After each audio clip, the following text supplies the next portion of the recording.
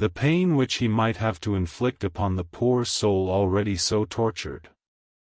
I knew that it would be some sort of comfort to him if I told him that I also had come to the same conclusion, for at any rate it would take away the pain of doubt. I told him, and the effect was as I expected.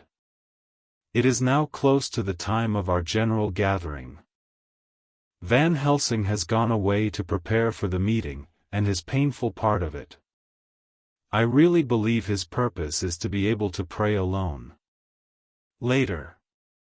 At the very outset of our meeting, a great personal relief was experienced by both Van Helsing and myself. Mrs. Harker had sent a message by her husband to say that she would not join us at present, as she thought it better that we should be free to discuss our movements without her presence to embarrass us. The professor and I looked at each other for an instant, and somehow we both seemed relieved. For my own part, I thought that if Mrs. Harker realized the danger herself, it was much pain as well as much danger averted. Under the circumstances we agreed, by a questioning look and answer, with finger on lip, to preserve silence in our suspicions, until we should have been able to confer alone again. We went at once into our plan of campaign. Van Helsing roughly put the facts before us first. The Tsarina Catherine left the Thames yesterday morning. It will take her at the quickest speed she has ever made at least 3 weeks to reach Varna, but we can travel overland to the same place in 3 days. Now, if we allow for 2 days less for the ship's voyage, owing to such weather influences as we know that the Count can bring to bear, and if we allow a whole day and night for any delays which may occur to us, then we have a margin of nearly 2 weeks. Thus, in order to be quite safe, we must leave here on 17th at latest. Then we shall at any rate be in Varna a day before the ship arrives, and able to make such preparations as may be necessary. Of course we shall all go armed against evil things, spiritual as well as physical. Here Quincey Morris added, I understand that the Count comes from a wolf country, and it may be that he shall get there before us. I propose that we add Winchesters to our armament. I have a kind of belief in a Winchester when there is any trouble of that sort around. Do you remember, Art, when we had the pack after us at Tobolsk? What wouldn't we have given then for a repeater apiece? Good, said Van Helsing, Winchesters it shall be. Quincey's head is level at all times, but most so when there is to hunt, metaphor be more dishonor to science than wolves be of danger to man. In the meantime we can do nothing here, and as I think that Varna is not familiar to any of us, why not go there more soon? It is as long to wait here as there. Tonight and tomorrow we can get ready, and then, if all be well, we 4 can set out on our journey. We 4, said Harker interrogatively, looking from one to another of us.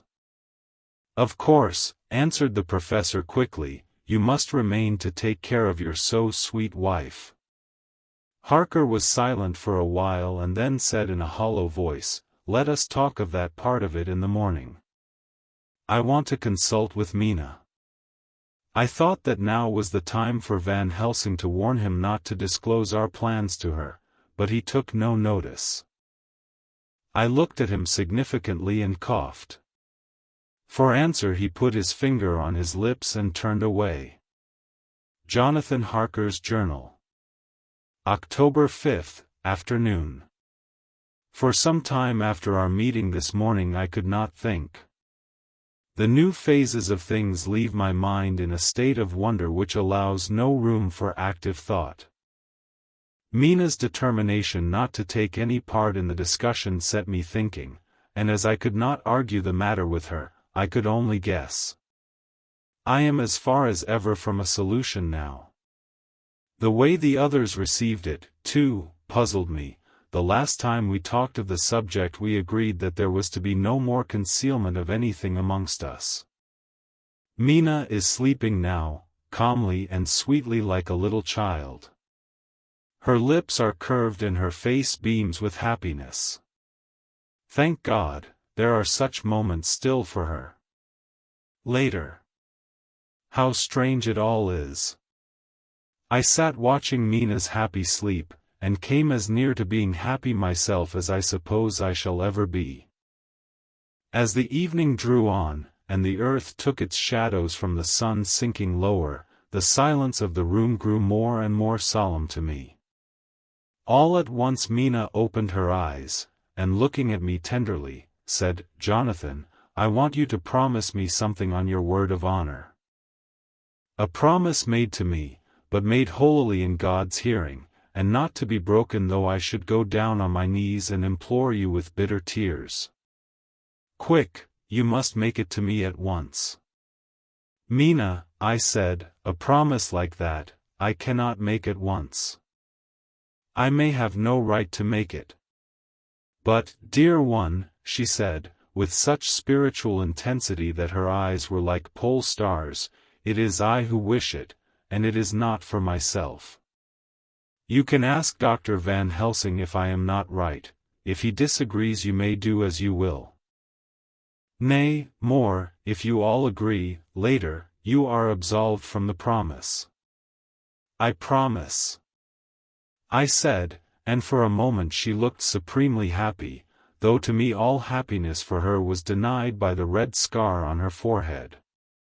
She said, "Promise me that you will not tell me anything of the plans formed for the campaign against the Count. Not by word, or inference, or implication, not at any time whilst this remains to me," and she solemnly pointed to the scar. I saw that she was in earnest, and said solemnly, "I promise," and as I said it I felt that from that instant a door had been shut between us. Later, midnight. Mina has been bright and cheerful all the evening. So much so that all the rest seemed to take courage, as if infected somewhat with her gaiety. As a result even I myself felt as if the pall of gloom which weighs us down were somewhat lifted. We all retired early. Mina is now sleeping like a little child. It is a wonderful thing that her faculty of sleep remains to her in the midst of her terrible trouble. Thank God for it, for then at least she can forget her care. Perhaps her example may affect me as her gaiety did tonight. I shall try it. Oh! For a dreamless sleep. October 6th, morning. Another surprise. Mina woke me early, about the same time as yesterday, and asked me to bring Dr. Van Helsing.